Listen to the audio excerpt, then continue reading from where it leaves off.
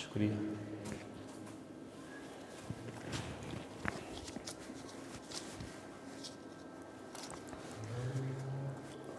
الحمدللہ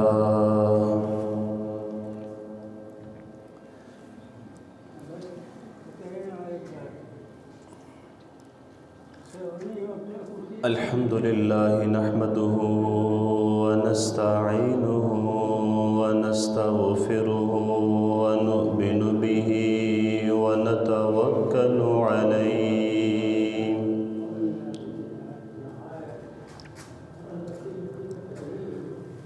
ونعوذ باللہ من شرور انفسنا ومن سیئات اعمالنا من يهده الله فلا مضل له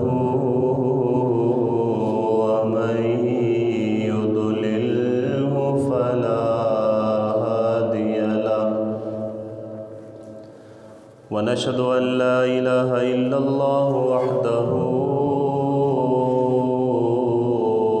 لا شريك له ونشهد أن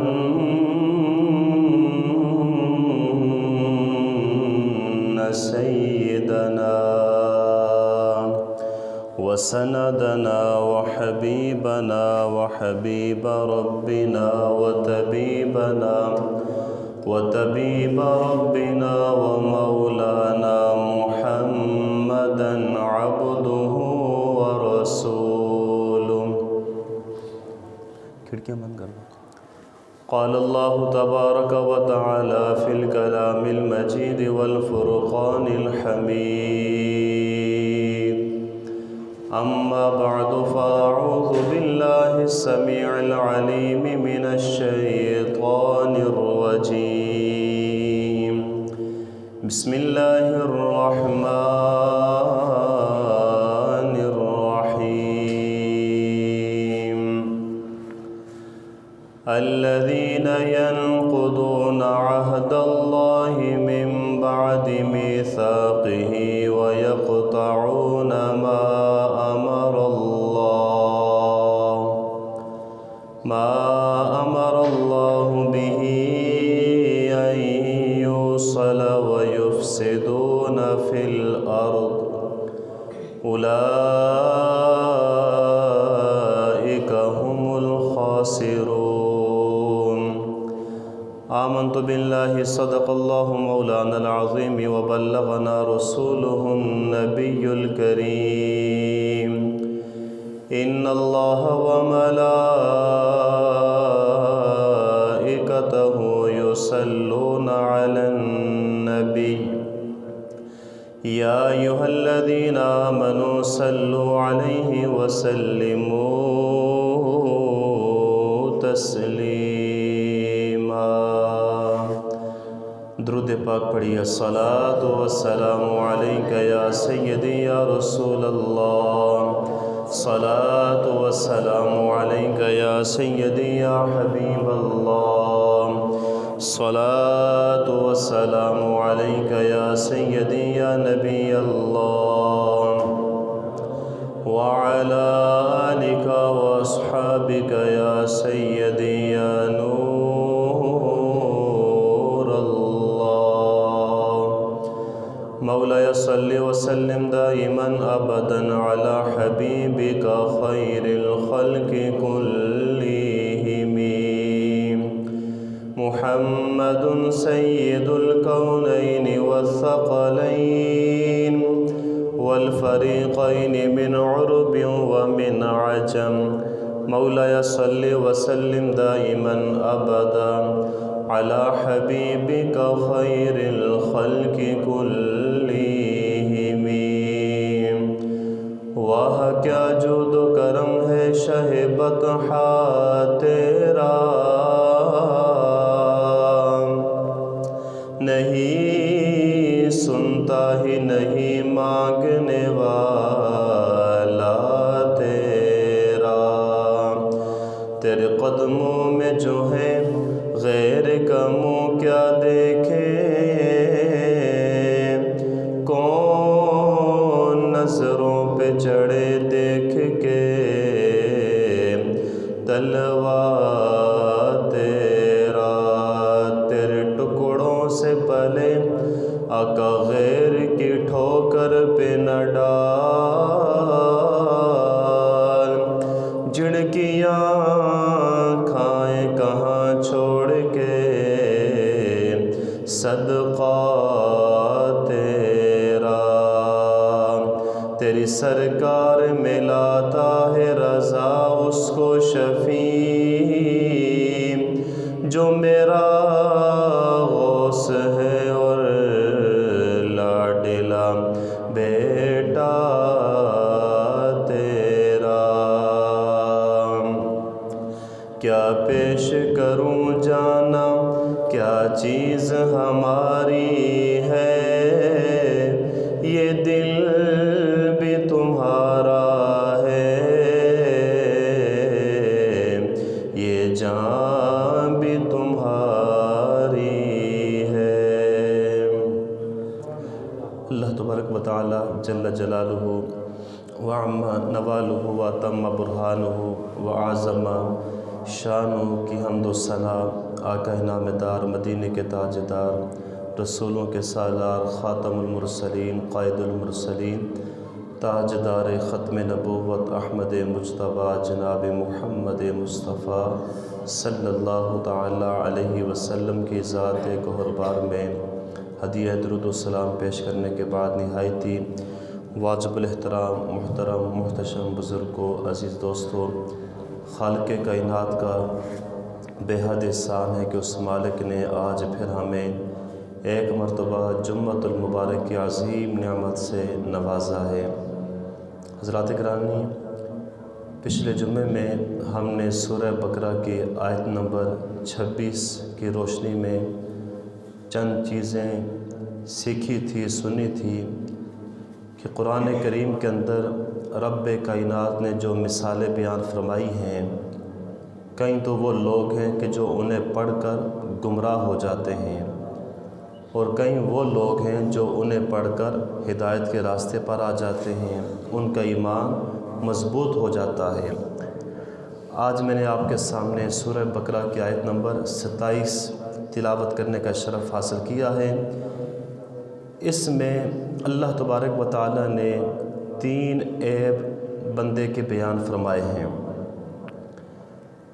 اس سے پہلے ہمیں یہ بات یاد رکھنی ہے کہ یہ جو عیب اس آیت کریمہ میں اللہ تبارک و تعالی نے بیان فرمائے، یہ کوئی معمولی عیب نہیں بلکہ یہ بہت ہی خطرناک عیب ہیں، کہ اس سے پہلے فرمایا کہ وہ لوگ جو قرآن سے ہدایت نہیں لیتے، پڑھ کر بھی گمراہ ہوتے ہیں، کئی وہ ہیں کہ جو پڑھتے ہیں الٹا گمراہ ہوتے ہیں، کئی وہ ہیں جن کا پڑھ کر ایمان مضبوط ہوتا ہے۔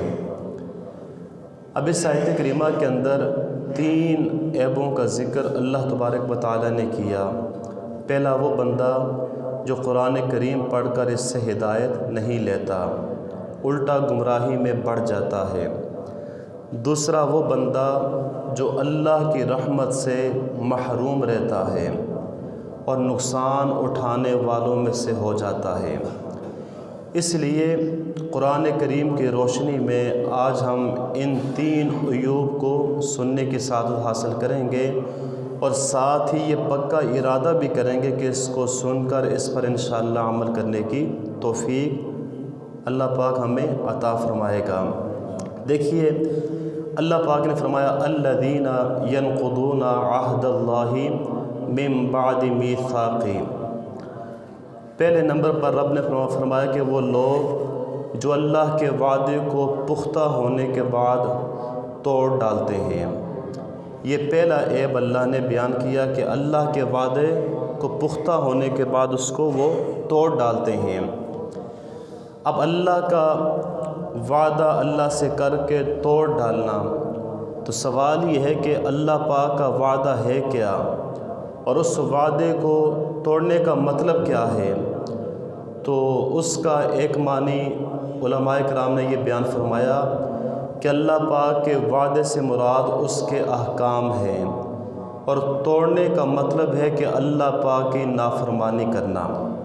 مثلا اللہ پاک نے نماز پڑھنے کا حکم دیا ہے تو نماز نہ پڑھنا، اللہ پاک نے روزے رکھنے کا حکم دیا ہے تو روزے نہ رکھنا، اسی طرح جتنی بھی احکام جن کا اللہ نے ہمیں حکم دیا ہے ان کو بجا لانا یہ ہماری ذمہ داری ہے۔ اگر ہم ان پر عمل نہیں کریں گے، جن چیزوں سے رب کائنات نے منع فرمایا ہے وہ ان سے ہم ہٹیں گے نہیں، اور جن کو کرنے کا حکم دیا ہے وہ ہم کریں گے نہیں، تو یہ اسی طرح ہے کہ ہم اللہ کے وعدے کو توڑ رہے ہیں۔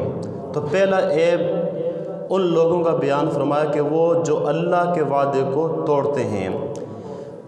آگے فرمایا وَيَقْطَعُونَ مَا أَمَرَ اللَّهُ بِهِ أَن يُوصَلَ، اور اس چیز کو کاٹتے ہیں کہ جس کے جوڑنے کا اللہ نے حکم دیا ہے۔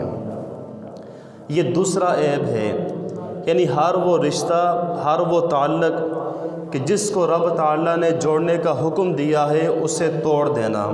مثلا رب کائنات نے ہمیں حکم دیا ہے کہ والدین کے ساتھ رشتہ داری کو نبھانا ہے، یہ رب کا حکم ہے، تو والدین کے ساتھ تعلق توڑنا، بہن بھائیوں کے ساتھ نیک سلوک کا ہمیں حکم دیا گیا ہے، تو ان سے تعلق توڑنا، دیگر عزیز و اقارب مثلا چچا، تایا، پھپھی وغیرہ ان سب سے جو عزیز ہیں، قریبی رشتہ دار ہیں، ان سے ہمیں نیکی کرنے کا حکم دیا گیا ہے۔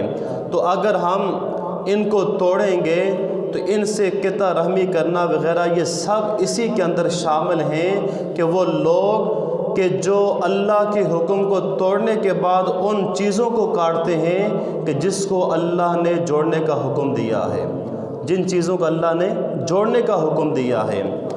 تیسرا عیب رب نے فرمایا وَيُفْسِدُونَ فِي الْأَرْضِ، اور زمین میں وہ لوگ فساد پھیلاتے ہیں، زمین میں وہ لوگ فساد پھیلاتے ہیں۔ اب زمین کے اندر فساد پھیلانے کی مختلف صورتیں ہیں، مثلا ہر وہ کام کہ جس کا کرنا معاشرے کے اندر برا لگتا ہے، ایسے کاموں سے ہمیں منع کیا گیا ہے۔ اپنے معاشرے میں، محلے میں، گلی کوچوں میں ایسے کام کرنا، برے کام کا ایجاد کرنا، یہ اسی طرح ہے کہ بندہ معاشرے کے اندر فساد پھیلا رہا ہے۔ مثلا کوئی شخص اعلانیہ گناہ کرتا ہے، اب دوسرے لوگ دیکھ کر اس کی نقل کرتے ہیں، وہ بھی اس طرح کا کام کرتے ہیں، تو یہ معاشرے میں فساد پھیل رہا ہے۔ پھیلانے والا ایک بندہ ہے، اس کے پیچھے کئی بندے جو ہیں وہ لگ جاتے ہیں۔ اسی طرح اسلام کے خلاف تبلیغ کرنا، جو لوگ اسلام کے خلاف باتیں کرتے ہیں، اسلام کے خلاف بولتے ہیں، ایسے ہی سوشل میڈیا، یوٹیوب وغیرہ، واٹس ایپ پر نہ جانے کیسے کیسے جو چیزیں ڈال کر لوگوں کو گمراہ کیا جاتا ہے، اللہ کے نبیوں کی گستاخی کرنا، اللہ کے ولیوں کی گستاخی کرنا، قتل و جبر کرنا، یہ ساری چیزیں وہی صورتیں ہیں کہ جو بندہ زمین کے اندر فساد پھیلا رہا ہے۔ تو یہ تین عیب اس آیت کریمہ کے اندر بیان ہوئے، اللہ پاک کی نافرمانی کرنا، قطع رحمی کرنا، اور نمبر 3 زمین کے اندر فساد پھیلانا۔ اب جس بندے کے اندر یہ 3 عیب پائے جائیں، یا جس کے اندر یہ 3 عیب ہوں، اس کی سزا تو یہ ہوئی کہ ایسا برا شخص جو ہے وہ گمراہی کی راہ پر پڑ جاتا ہے، اور اس کی یہ سزا ہے اولئک ھم الخاسرون، یہی وہ لوگ ہیں جو نقصان اٹھانے والوں میں سے ہیں، یہی وہ لوگ ہیں۔ اب دیکھیے خاسر، اس کا لفظی معنی جو ہے نقصان اٹھانے والا، وہ بندہ جو اپنے اعمال کی وجہ سے اپنے آپ کو اللہ کی رحمت سے محروم کر لے، اسے خاسر یعنی نقصان اٹھانے والا کہتے ہیں۔ اب یہ بہت بڑی بات ہے، دیکھیے بہت بڑی محرومی ہے۔ آپ اندازہ کیجئے، رب تعالی ہمارا رحمان ہے، رحیم ہے، کریم ہے، وہ بہت ہی مہربان ہے، اور حدیث پاک کے مطابق رب تعالیٰ کی 100 رحمتیں ہیں۔ کتنی رحمتیں ہیں؟ 100 رحمتیں۔ اور ان 100 رحمتوں میں سے رب کائنات نے ایک رحمت دنیا میں نازل فرمائی، جس سے ماں جو ہے وہ اپنے بیٹے سے پیار کرتی ہے، والد اپنی اولاد سے پیار کرتا ہے، بہن بھائی رشتہ دار عزیز ایک دوسرے سے پیار محبت کرتے ہیں، حتیٰ کہ ننھی چڑیا اپنے ننھے بچوں سے جو محبت کرتی ہے وہ بھی اللہ کی اسی ایک رحمت کے سبب سے ہے۔ یعنی ہر بندہ جو ایک دوسرے سے پیار کرتا ہے، محبت کرتا ہے، حتیٰ کہ جو جنگلی جانور ہیں، درندے ہیں، وہ بھی دوسرے جانوروں پر جو رحم کرتے ہیں، اپنے بچوں پر رحم کرتے ہیں، اسی رحمت کے سبب کرتے ہیں۔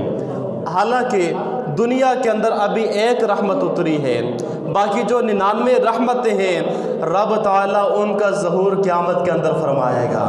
تو جب ساری رحمتیں قیامت والے دن اتریں گی، اب ذرا غور کریں کہ اتنی رحمتوں کے باوجود اگر کوئی بندہ اللہ کی رحمت سے محروم کر دیا جائے اور جہنم کا حقدار بن جائے تو بتائیے کیا یہ بندہ نقصان اٹھانے والوں میں سے نہیں ہے؟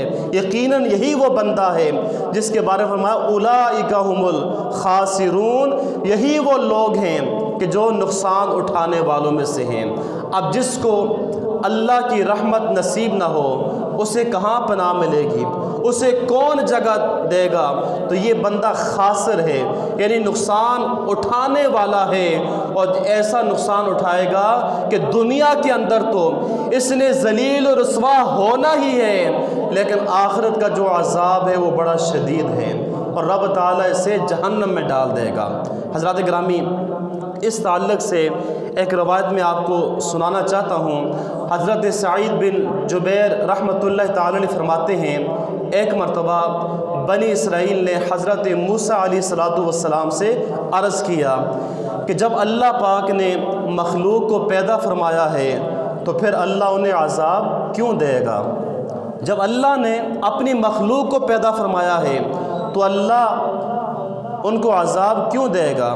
آج ہمارے معاشرے میں بھی ایسے سوالات ہوتے ہیں، لو جی یہ مولوی ہمیں ڈراتے ہیں اللہ بڑا رحمان ہے، رحیم ہے، وہ تو 70 ماؤں سے بڑھ کر پیار کرنے والا ہے۔ ٹھیک ہے، اچھی اللہ ہے، اللہ کی یہ شان ہے۔ اب دیکھیے اس نے یہ سوال کیا کہ اللہ ہمیں عذاب کیوں دے گا؟ تو جب بنی اسرائیل کی عورت نے سوال کیا، اس بندے نے سوال کیا، تو اللہ پاک نے حضرت موسیٰ علیہ السلام کی طرف وحی بھیجی، فرمایا کہ اے میرے موسیٰ تم کھیتی باڑی کرو۔ حضرت موسیٰ علیہ السلام نے کھیتی باڑی کی، مثلا گندم اگائی۔ اللہ پاک نے فرمایا کہ اے موسیٰ اب اسے کاٹو۔ موسیٰ علیہ السلام نے کٹائی کر دی۔ اب حکم ہوا دانہ الگ کر دو، بھوسا الگ کر دو۔ موسیٰ علیہ السلام نے یہ بھی حکم پورا کر دیا۔ اب فرمایا کہ اے موسیٰ باقی کیا رہ گیا ہے؟ عرض کرتے ہیں یا اللہ باقی صرف بھوسا رہ گیا ہے جس میں کچھ بلائی نہ تھی۔ اللہ نے فرمایا کہ اے موسیٰ اسی طرح میں بھی اپنے مخلوق میں سے صرف اسے ہی عذاب دوں گا جس کے اندر کوئی بھلائی نہیں ہوگی، یعنی جس کے اندر کوئی بھلائی نہیں ہوگی، وہ بالکل نکما ہوگا، نقصان اٹھانے والوں میں سے ہوگا۔ رب فرماتے ہیں میں اسے عذاب دوں گا۔ اگر جس کے اندر تھوڑی سی بھی بھلائی آ گئی، جو سدھر گیا، جو سیدھے راستے پر آ گیا، رب فرماتا ہے پھر میری رحمت سے وہ جنت میں داخل ہو جائے گا۔ تو یہ ہے وہ بندے جو نقصان اٹھانے والا، جو اللہ پاک کی رحمت سے محروم بندہ، اس کی حیثیت کیا ہے؟ یہ خالی بھوسا ہے جس میں کوئی بھلائی نہیں ہے۔ اللہ پاک ہمیں اس خسارے سے محفوظ فرمائے۔ تو یہ 3 چیزیں ہیں کہ جو آدمی کو بے وقعت بنا دیتی ہیں۔ تو پہلا عیب ہے اللہ پاک کی نافرمانی کرنا۔ جو بندہ اللہ کی نافرمانی کرتا ہے، یعنی جن چیزوں کو رب نے کرنے کا حکم دیا ہے ان کو وہ چھوڑ دیتے ہیں، اور جن سے رب نے روکا ہے وہ ان کو کرتے ہیں، ایسے بندے کی رب تعالیٰ کی بارگاہ میں کوئی وقت نہیں۔ یہ بندہ رب کی بارگاہ میں کل قیامت والے دن ذلیل و رسوا ہو کر اٹھایا جائے گا۔ تو رب فرماتے سورہ حج کی آیت نمبر 18 کے اندر اللہ تبارک و تعالیٰ ارشاد فرماتا ہے وَمَن يُهْنِ اللَّهُ فَمَا لَهُ مِن مُكْرِمٍ، اور اللہ جسے ذلیل کرے اسے عزت دینے والا کوئی نہیں۔ اللہ جسے ذلیل کرے اسے عزت دینے والا کوئی نہیں ہے۔ اب جو بندہ جس کو اللہ ذلیل کر رہا ہے اسے کون عزت دے سکتا ہے؟ کیا پیسوں سے عزت آتی ہے؟ کیا مال و جائیداد سے عزت آتی ہے؟ کیا پراپرٹی زیادہ ہو جائے اس سے عزت آتی ہے؟ نہ، عزت اسی کو ملے گی جو رب تعالیٰ کی فرمانبرداری کرے گا، ورنہ جو نافرمانیاں کرتے ہیں، گناہوں کے کام کرتے ہیں، سود لیتے ہیں، جوا کھیلتے ہیں، دیگر برے کام کرتے ہیں، یہ دنیا کے اندر بھی ذلیل و رسوا ہوں گے اور رب تعالیٰ قیامت والے دن بھی انہیں ذلیل و رسوا کرے گا۔ حضرات گرامی توجہ فرمائیے، تو اپنے نیک اعمال سے، نیک کردار سے، اچھے اخلاق سے ہم جو ہیں وہ اللہ تبارک و تعالیٰ کا قرب حاصل کر سکتے ہیں۔ یاد رکھیے، بندے کے گناہوں پر بندہ جو نافرمانیاں کرتا ہے ان کی سزا کیا ملتی ہے؟ حضرت مجاہد رحمۃ اللہ تعالی علیہ فرماتے ہیں جب کسی قوم کے اندر قحط شدت اختیار کر لیتا ہے، اللہ کی نافرمانیاں کرنے کی وجہ سے بارش رک جاتی ہے، اناج نہیں ہوتے، ہر طرف افراتفری کا عالم ہوتا ہے، ایسے جو نافرمان لوگ ہیں کہ جن کی وجہ سے رب عذاب نازل فرماتا ہے، جو جانور ہوتے ہیں وہ بھی ایسے بندوں پر لعنت کرتے ہیں، جانور بھی لعنت کرتے ہیں کہ ان کی وجہ سے ہم بھی عذاب کے اندر مبتلا ہو گئے۔ تو یہ قحط سالی جو ہے انسانوں کے گناہوں کی وجہ سے آتی ہے۔ جب انسان گناہ کرتے ہیں تو قحط سالی جو ہے وہ بڑھ جاتی ہے۔ اب ذرا غور فرمائیے کہ انسان کو رب تعالیٰ نے اشرف المخلوقات بنایا، تمام مخلوقات سے افضل۔ اب تمام مخلوقات میں سے افضل ہو کر وہ اللہ کی نافرمانی کرے، اللہ کے عہد کو توڑے، اللہ کے وعدوں کو توڑے، اور پھر جانور جن کو عقل بھی نہیں، جن کو شعور بھی نہیں، وہ جانور انسان پر لعنت کریں اور رب تعالیٰ سے یہ دعا کریں کہ یا اللہ جن کی وجہ سے یہ قحط سالی آئی ہے، اے اللہ ان پر تو لعنت بھیج۔ اب بتائیے اس انسان کی کیا عزت ہے، اس انسان کا کیا مقام ہے کہ جس کے لیے جانور بھی بدعا کر رہے ہیں۔ اس لیے پہلی چیز ہے اللہ کے وعدے کو توڑنا، یعنی اللہ کی نافرمانی کرنا۔ دوسری جو چیز ہے، جو دوسرا عیب اس آیت کریمہ کے اندر بیان کیا گیا ہے، وہ ہے آدمی، یہ ایسا عیب ہے کہ جس سے آدمی رحمت سے بالکل محروم ہو جاتا ہے اور بندہ اپنی اوقات جو ہے وہ بھی اس کی رب تعالیٰ کے سامنے کوئی اوقات نہیں رہتی، وہ بندہ بے وقت ہو جاتا ہے۔ وہ کیا ہے جو اس آیت کریمہ کے اندر بیان کیا، وہ لوگ ہیں کہ جو تعلق کو توڑتے ہیں، جو رشتوں کو کاٹتے ہیں۔ حالانکہ اللہ نے رشتوں کو جوڑنے کا حکم دیا، اللہ نے رشتوں کو جوڑنے کا حکم دیا، لیکن یہاں پر کیا ہوتا ہے، تعلق توڑتے ہیں۔ وجہ کیا بنتی ہے؟ جی مجھے شادی پر نہیں بلایا، مرنا جینا ختم، میں اس کے گھر گیا، جی مجھے عزت نہیں دی، میری صحیح عزت نہیں ہوئی، مرنا جینا ختم، مجھے اس نے کچھ کہہ دیا، مرنا جینا ختم، اس نے میری زندگی تباہ کر دی، اس نے یہ ہوگا۔ یعنی چھوٹی چھوٹی باتوں پر ہم مرنا جینا ختم کر رہے ہیں۔ ذرا غور فرمائیں کہ حالانکہ رب تعالیٰ فرماتا ہے کہ رشتہ داروں سے صلہ رحمی کرو، جو تم سے تعلق توڑے تم ان کے ساتھ تعلق جوڑو، اور حدیث پاک کے اندر آتا ہے جو بندہ تعلق توڑتا ہے ایسے بندے کو رب تعالیٰ توڑ ڈالتا ہے۔ جو کسی کے ساتھ تعلق توڑنے کی کوشش کرتا ہے رب تعالیٰ اس بندے کو توڑ ڈالتا ہے، وہ بندہ پھر کسی کام کا نہیں رہتا۔ اس لیے میرے بھائیوں، دوسری چیز جو دوسرا عیب بیان کیا گیا آیت کریمہ کے اندر، سورہ بقرہ کی آیت نمبر 27 کے اندر، وہ یہ ہے کہ تعلق توڑنے والے وہ بندے۔ اب دیکھیے جو بندہ تعلق توڑتا ہے اس کی سزا کیا ہے، اس کے بارے میں کیا وعید بیان ہوئی ہے۔ حضرت ابو ہریرہ رضی اللہ تعالی عنہ صحابی رسول ہیں، اور یہ بڑے جلیل القدر صحابی تھے، یہ لوگوں کو درس دیا کرتے تھے، اور درس میں بھی کوئی واقعات نہیں سنایا کرتے تھے بلکہ حضور کی حدیث سنایا کرتے تھے۔ ایک مرتبہ مجمع لگا ہوا تھا اور اس مجمع کے اندر آپ رشتہ داری کے آپ حضور کی حدیثیں سنا رہے تھے، تو آپ نے فرمایا کہ ہر قاطع یعنی رشتہ داری توڑنے والا میری اس مجلس سے اٹھ کر چلا جائے۔ آپ نے واضح فرمایا کہ میری اس مجلس سے وہ اٹھ کر چلا جائے۔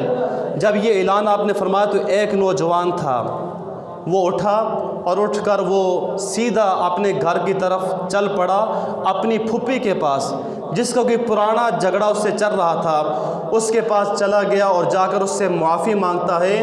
جب پھوپھی اس سے راضی ہو گئی، جب دونوں راضی ہو گئے تو پھوپھی نے کہا کہ بیٹا تم جا کر ابو ہریرہ سے اس کا سبب پوچھو کہ تم نے یہ اعلان کیوں کیا کہ جو تعلق توڑنے والا ہے وہ میری محفل سے اٹھ کر چلا جائے۔ اب نوجوان نے آ کر حضرت ابو ہریرہ کی بارگاہ میں آتا ہے، آ کر پوچھتا ہے تو آپ نے فرمایا کہ میں نے حضور سے یہ بات سنی ہے کہ جس قوم میں قاطع رحم یعنی رشتہ داری توڑنے والا ہو، اللہ پاک اس قوم پر اپنی رحمت نہیں اتارتا، اس قوم پر رحمت نہیں اترتی۔ اب ذرا اندازہ کیجئے میں کس کی بات کر رہا ہوں، حضرت ابو ہریرہ کی۔ ابو ہریرہ کے پاس جو بیٹھنے والے وہ کوئی ہم جیسے تھے نہ، وہ بھی صحابی تھے، اور وہاں پر بیان کیا ہو رہا تھا؟ حضور کی حدیث۔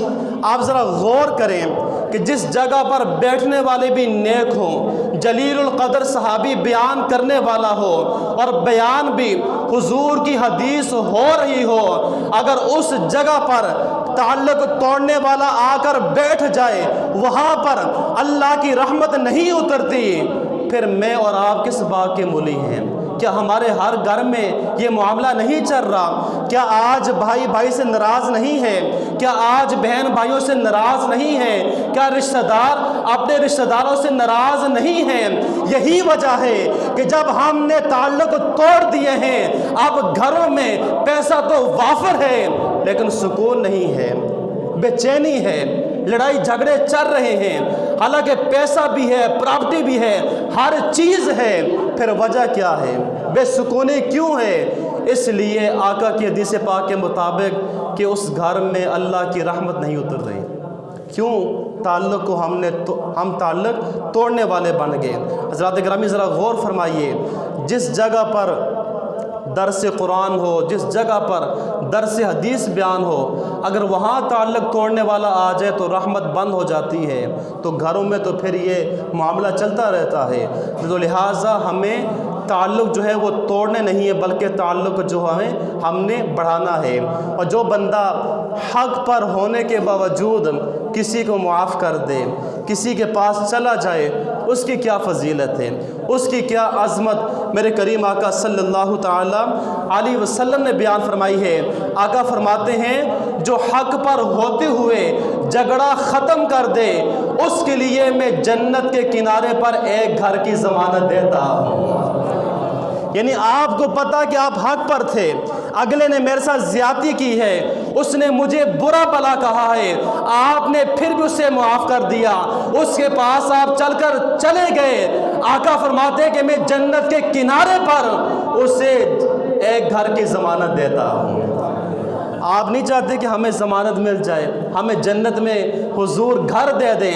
ارے جس کو ضمانت حضور دے دیں پھر وہ بندہ جہنم میں کیسے جا سکتا ہے؟ جس کو ضمانت حضور دے دیں وہ تو سیدھا جنت میں جائے گا، وہ سیدھا کہاں جائے گا؟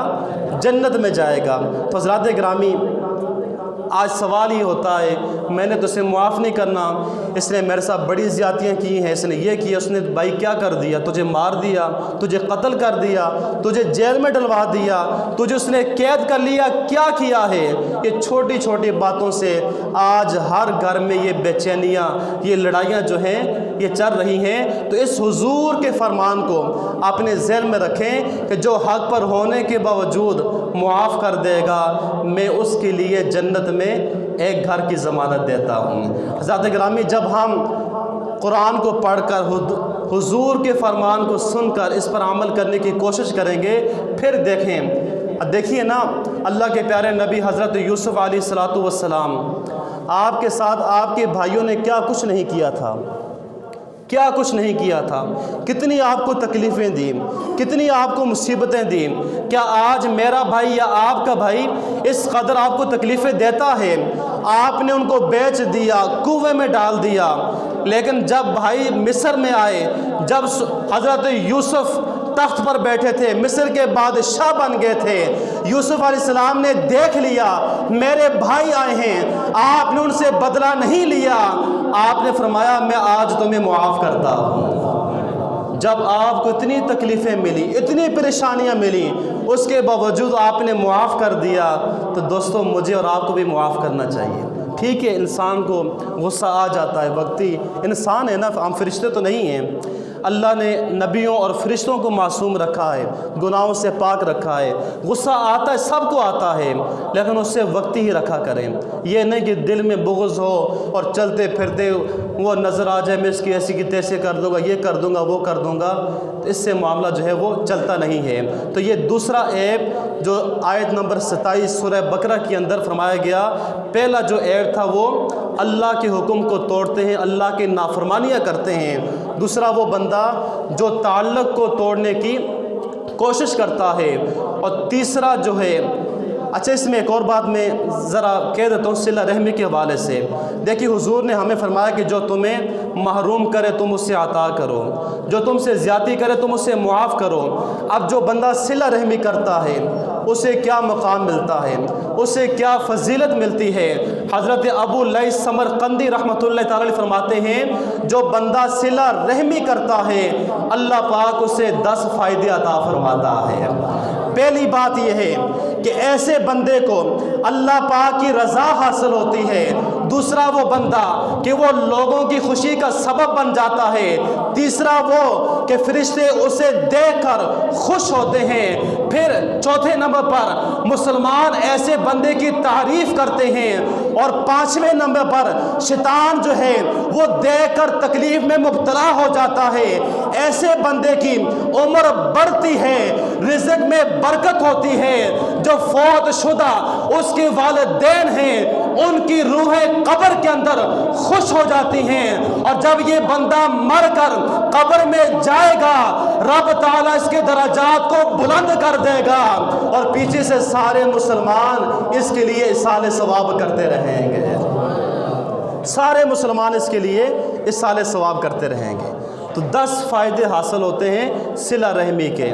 تو یہ دوسرا عیب ہے کہ جو تعلق کو توڑتا ہے، تو رب نے فرمایا کہ تعلق کو توڑنا نہیں بلکہ تعلق کو جوڑنا ہے۔ اب تیسرا عیب جو سورہ بقرہ کی آیت نمبر 27 کے اندر فرمایا وہ یہ ہے کہ وہ زمین کے اندر فساد پھیلاتے ہیں۔ اب فساد پھیلانے کی بہت ساری قسمیں، وَيُفْسِدُونَ فِي الْأَرْضِ، وہ زمین کے اندر فساد پھیلاتے ہیں۔ فساد کس طرح پھیلاتے ہیں؟ قتل و غارت کر کے، چوری وغیرہ کر کے، لوٹ مار کر کے، ناپ تول میں کمی کر کے، ایک دوسروں کو جو ہے وہ زمین کے اندر فساد پھیلانے کی بہت ساری صورتیں ہیں۔ عام طور پر یہ دیکھا گیا ہے، یہ تو عام چیزیں ہیں، کسی کو قتل کرنا، کسی کو دھوکہ دینا، چلیں یہ 100 میں سے کئی ایک بندے ہوں گے جو کسی کو قتل کرتے ہوں گے، لیکن اصل فساد وہ ہے کہ زمین میں برائی کا ایجاد کرنا، اور جب کہ بندہ برائی کا ایجاد کرتا ہے پھر جتنے لوگ دیکھ کر اس پر عمل کرتے ہیں یہ سمجھے کہ وہ بندہ زمین کے اندر کیا کر رہا ہے؟ فساد پھیلا رہا ہے۔ اب کئی اس کے طریقے ہیں، ایک بندہ کہتا ہے جی اب سود کے بغیر ہمارا گزارا نہیں ہے، اگر ہم حلال کمائیں گے تو اس سے تو گھر کا چولہا ہی نہیں جلتا، ہم پھر پراپرٹی کہاں سے بنائیں گے، ہم جو ہے وہ بنگلے کہاں سے بنائیں گے، ہمارے پاس گاڑی کیسے آئے گی؟ حالانکہ وہ بے وقوف ہے، اسے پتہ نہیں کہ رب نے برکت حلال کے اندر رکھی ہوئی ہے۔ حلال ہوتا تھوڑا ہے لیکن اس میں برکت زیادہ ہوتی ہے۔ یہ جو اس طرح کا پیسہ جیسے آتا ہے ویسے ہی جاتا ہے، اگر آپ کے پاس ابھی کروڑ آیا نا ہو سکتا ہے شام تک آپ کے پاس وہ رہے نا۔ تو اسی طرح اور کئی چیزیں ہیں کہ جی سود کے بغیر نظام تو چل نہیں سکتا، اگر ہم یہ کریں گے ہم بھوکے رہ جائیں گے، ہم وہ کریں گے تو یہ ہو جائے گا، یہ کریں گے تو وہ ہو جائے گا۔ اسی طرح انٹرنیٹ پر، سوشل میڈیا پر، واٹس ایپ پر، دیگر جو برائیاں پھیلائی جاتی ہیں، اسلام کے بارے میں بد زبانی کی جاتی ہے، اسلام کو برا بھلا کہا جاتا ہے، لوگوں کو اسلام سے بد ظن کیا جاتا ہے، نبی پاک کی معاذ اللہ گستاخیاں کی جاتی ہیں، اولیاء اللہ کی گستاخیاں کی جاتی ہیں، صحابہ اکرام کی گستاخیاں کی جاتی ہیں، ایسا وہ بندہ ہے جو زمین کے اندر فساد پھیلاتا ہے۔ تو فرمایا رب نے جس کے اندر یہ 3 عیب ہوئے کہ جو اللہ کی نافرمانی کرنے والا ہے، تعلق کو توڑنے والا ہے اور زمین میں فساد پھیلانے والا ہے، فرمایا اولئک هم الخاسرون، یہ اصل گمراہ ہے، یہی وہ لوگ ہیں جو خسارہ اٹھانے والوں میں سے ہیں، اور یہ وہ لوگ ہیں رب فرماتے ہیں جن کو میں دنیا کے اندر بھی ذلیل و رسوا کروں گا اور آخرت میں بھی میں ان کو ذلیل و رسوا کروں گا۔ حضرات گرامی، آج ہمیں غور کرنا ہے، ہمیں فکر کرنا ہے کہ ہم نے جو سورہ بقرہ کی آیت نمبر 27 کے روشنی کے اندر سنا، کیا وہ 3 عیب جو ہیں میرے اور آپ کے اندر تو نہیں ہیں؟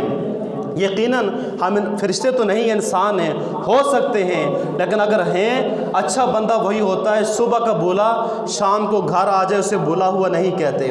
اللہ کی رحمت بڑی وسیع ہے، اللہ کی رحمت سے بندے کو مایوس نہیں ہونا چاہیے، اللہ کی بارگاہ میں آ جائے، سچے دل سے توبہ کر لیں، وہ رب تعالیٰ معاف فرمانے والا ہے۔ یاد رکھنا دوستو، جو بندہ سچے دل سے توبہ کرتا ہے اللہ پاک کو ایسا بندہ بڑا پسند آتا ہے، اور رب فرماتا ہے، رب خوش ہوتا ہے کہ اس نے اگر گناہ کیا ہے، اس نے برے کام کیے ہیں، اسے یہ پتہ ہے کہ مجھے کوئی معاف کرنے والا بھی ہے، یہ میری بارگاہ میں آ گیا۔ رب فرشتوں پر فخر فرماتا ہے، فرشتوں دیکھ لو میرا بندہ میری بارگاہ میں آ گیا ہے، اب تم گواہ رہنا میں نے اس کے سارے گناہوں کو معاف فرما دیا ہے۔ اس لیے ہمیں یہ سیکھنے کی ضرورت ہے، اگر تعلق کسی نے توڑے ہیں وہ جوڑیں، اگر کوئی بندہ ایسی برائی میں ہے کہ جو لوگ اس کے پیچھے لگ کر رہے ہیں، کوئی بھی ایسا کام کہ جس سے معاشرے کے اندر فساد پھیلتا ہے، تو قرآن کہتا ہے اولئک هم الخاسرون، یہی وہ لوگ ہیں جو خسارہ یعنی نقصان اٹھانے والے ہیں۔ تو ہم نے ان میں سے نہیں بننا، بلکہ ہم نے اللہ کا فرم بردار بندہ بننا ہے، اور نبی پاک صلی اللہ علیہ وسلم کا سچا غلام بننا ہے کہ محمد سے وفا تو نے تو ہم تیرے ہیں، یہ جہاں چیز ہے کیا لوح و قلم تیرے ہیں، وما علیہ الا البلاغ المبین۔